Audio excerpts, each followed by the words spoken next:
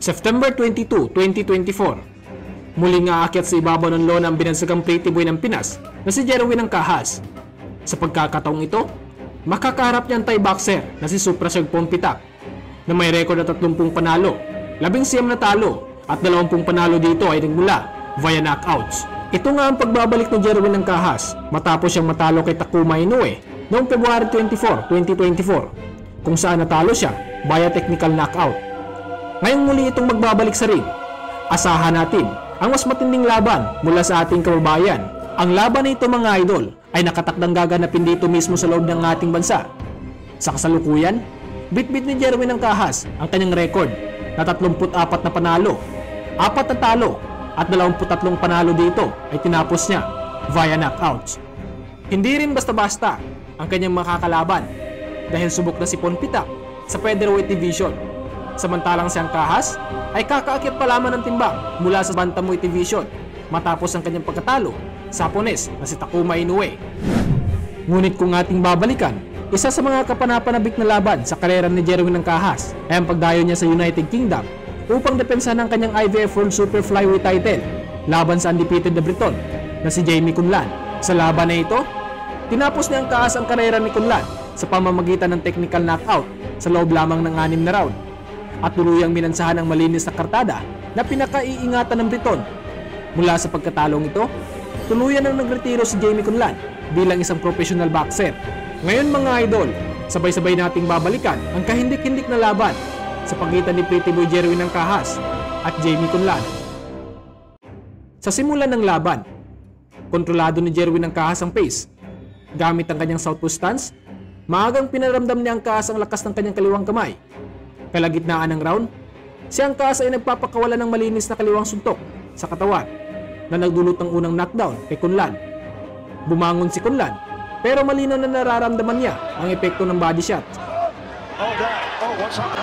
He's gone down for something. I honestly couldn't see what happened there. No, John. Wow. It's going to be interesting to see what happened there. I don't think it was from a punch, was it? How did his knee, Richie? Yeah, something very rare.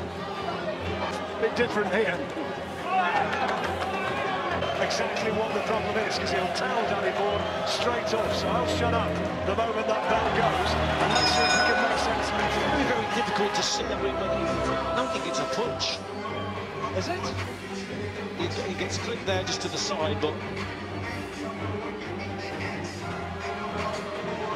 Well, that's very strange indeed. We thought it was mystifying, but we go now. Sa ikalawang round, nagpatuloy si Angkahas sa kanyang estratehiya na umatake sa katawan. Kita ang kanyang kumpiyansa sa ring habang pinipilit ni Kunlan na makalapit para maipakita ang kanyang kakayahan. Ngunit si Angkahas ay nagpapakawala ng mga mabilis na kombinasyon. Just waiting there. He's waiting for his opponent to come forward. I can see what he's trying to do there. He's just feinting with that jab and trying to trigger the attack up. Back end of that first round and is now cut. And it looks... Yeah, the crowd, I think they can sense that they're releasing the counter. Pagpasok ng ikatlong round, mas agresibo si Angkahas. Patuloy niyang tinatarget ang katawan ni Kunlan na tila nahihirapan na makabawi mula sa mga malalakas na body shots. Isang malinis na kaliwang suntok sa katawan ang muling nagpabagsak kay Kunlan. Bumangon siya pero halatang hirap na si Kunlan dahil sa dami ng suntok na tinanggap.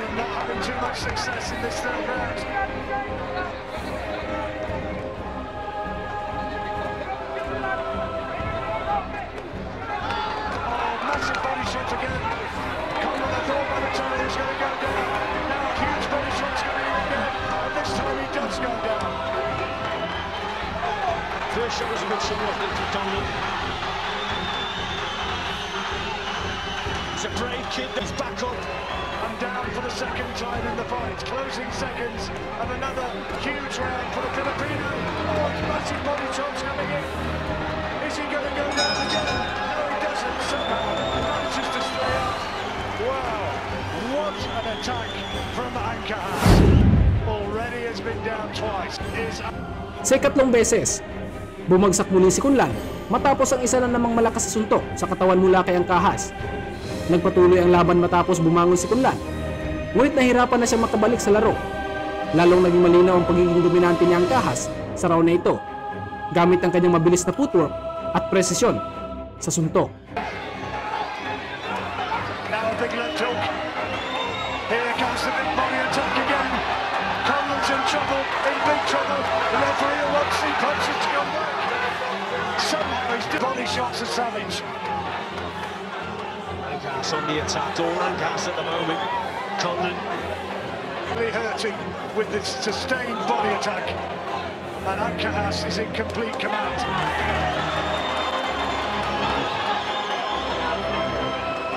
Left.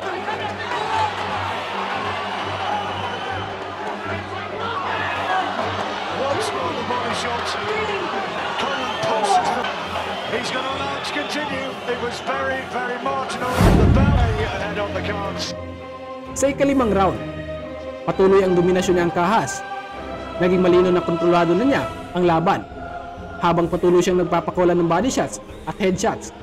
Sa puntong ito, tumanggap si Conlan ng low blow mula kay Ancajas, dahilan para magbigay ng warning ang referee, at kalaunan, bago matapos ang round, ay tuluyan ang binawasan ng isang puntos matapos maulit ang isa pang low blow.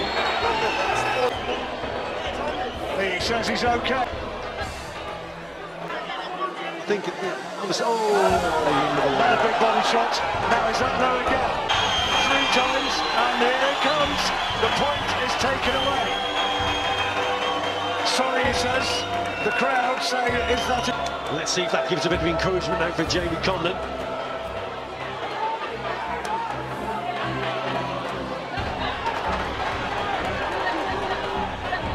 I'm down, I almost went down again.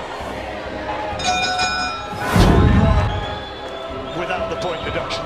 Ang ika-6 na round ay tuluyang nagpabagsak kay Conlan sa tuloy-tuloy na pag-atake ni Ancajas. Isang malakas na kombinasyon ang nagpabagsak kay Conlan para sa ika-4 na knockdown ng laban. Bagamat bumangon muli si Conlan, ngunit sa puntong ito, pumasok ang referee at itinigil na ang laban. Straight left hand. Down he goes again. Right hand this time. Conlan thinks it was around the back of the head, but it's more on the side of the head. Looking a little bit bemused. Panalo nga si Jerwin Ancajas sa labang ito via TKO mga idol, at matagumpay niyang nadepensahan ang kanyang IVF Super Flyweight title sa kamay ng Briton. At ngayong magbabalik si Jerwin Ancajas sa ibabaw ng lona upang harapin ang Thai fighter. Tiyak na isang magandang laban ito para sa ating kababayan, ngunit malaking hamon ito para sa kanyang kakayahan. Mga idol, masusublian na kaya ang pagkatalo na tamo niya sa kamay ng Hapon?